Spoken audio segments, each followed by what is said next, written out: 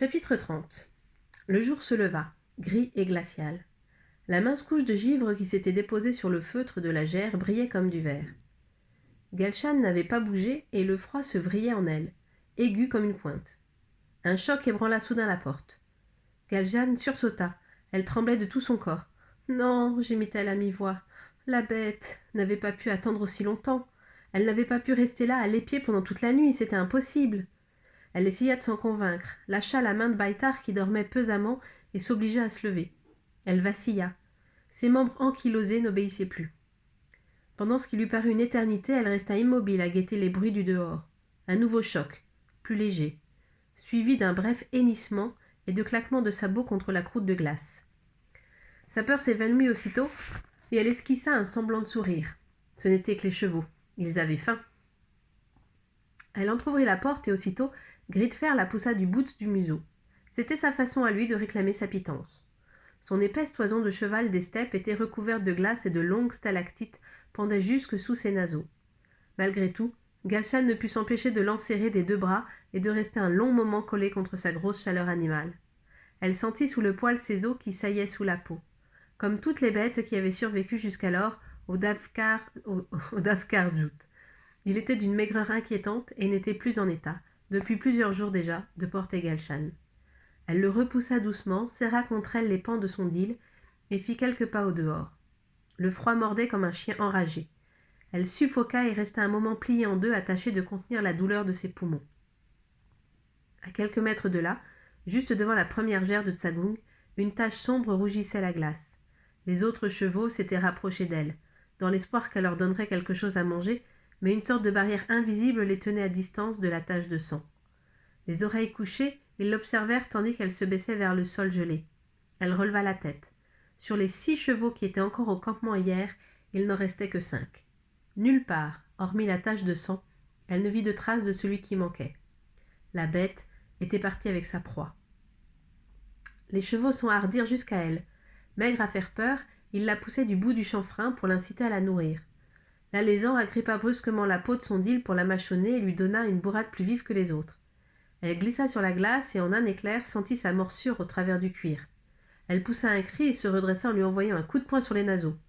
Les chevaux lui faisaient maintenant face. Ils grattaient la glace en piaffant.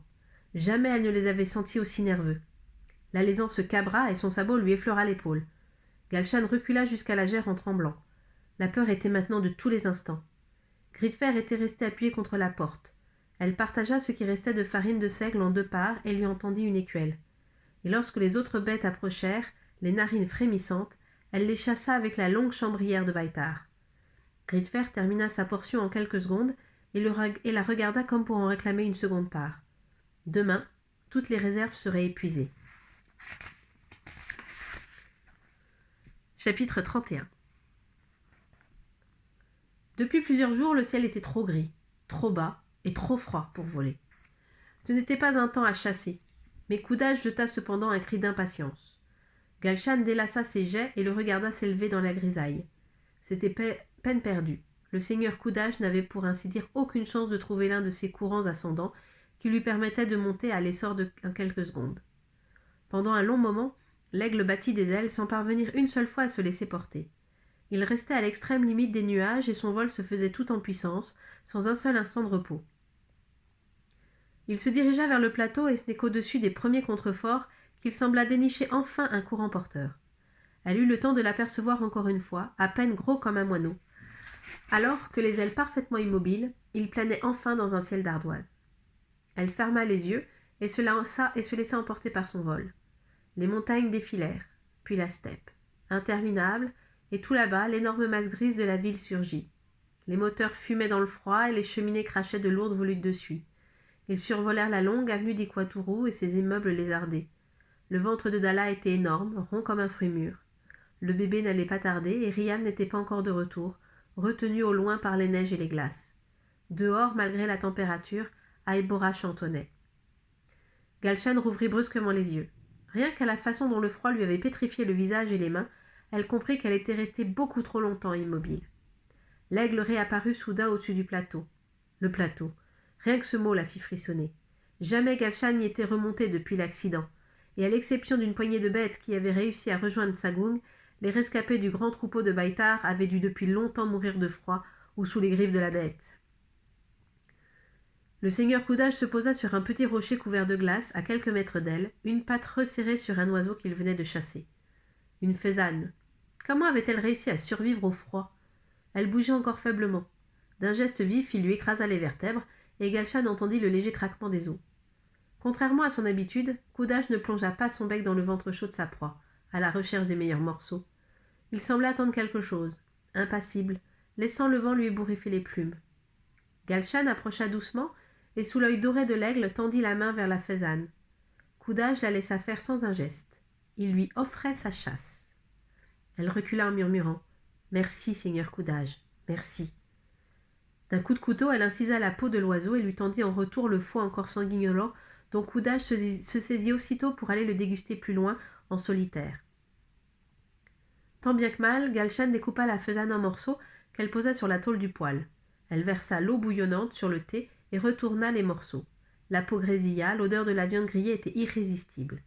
Elle découpa l'un des filets en minuscules bouchées qu'elle introduisit une à une entre les lèvres de Baitar. Sans qu'elle en soit bien certaine, il lui sembla qu'une lueur de plaisir avait fusé entre les paupières du vieil homme.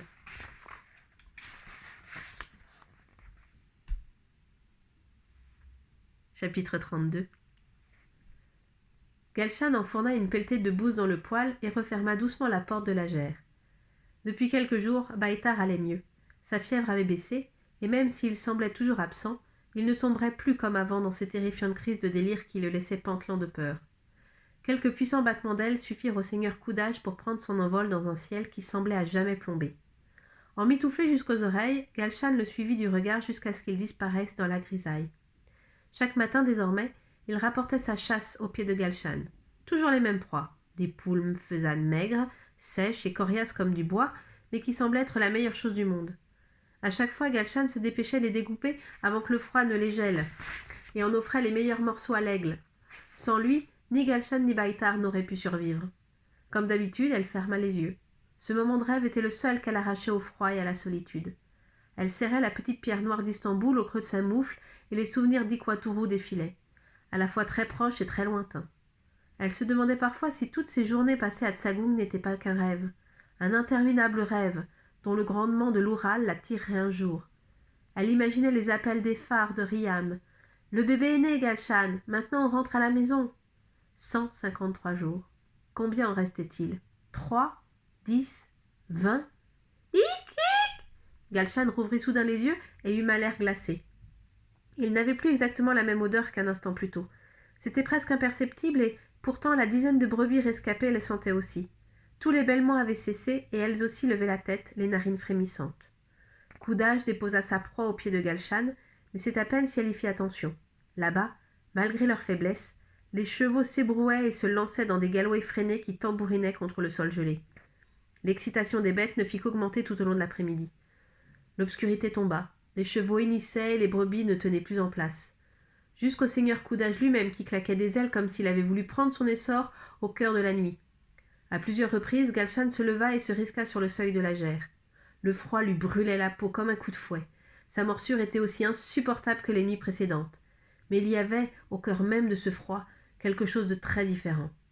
Galshan s'écroula de fatigue un peu avant l'aube, et pour la première fois depuis des semaines, le vent du sud se leva sur Tsagung.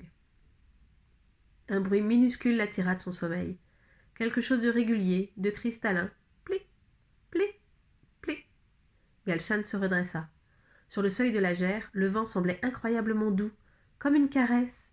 Elle tendit la main sous une grosse stalactite. Plic. Une goutte d'eau s'écrasa au creux de sa paume. La glace fondait. Goutte à goutte. Galshan frissonna de plaisir. Il ne devait pas faire plus d'1 ou 2 degrés au-dessus de zéro, mais jamais encore elle n'avait ressenti une telle impression de chaleur. Galshan. Elle se retourna d'un bloc. Assis sur une pierre, torse nu, Baitar enduisait sa blessure de longan de brebis. Des brebis. Son visage cireux se plissa dans une sorte de sourire. « Je crois bien que sans toi, je servais de déjeuner à la bête et de dîner au vautour. »« Atas, mais tu es... » Ses mots se brouillèrent, elle se précipita. « Doucement, Galshan, mon bras !» Ils restèrent un long moment enlacés. Sous ses doigts, Galshan sentait la maigreur de Baïtar. La maladie avait distendu sa peau sèche et parcheminée. Elle aurait pu contempler chacun de ses os. De son bras valide, le vieil homme l'écarta doucement. Il pleurait. Galshan le regarda un instant sans comprendre. Jamais elle n'avait imaginé que Baïtar aussi puisse pleurer. « On a l'air malin, octa-t-elle, à pleurer alors qu'on devrait rire. » Fin du chapitre 32.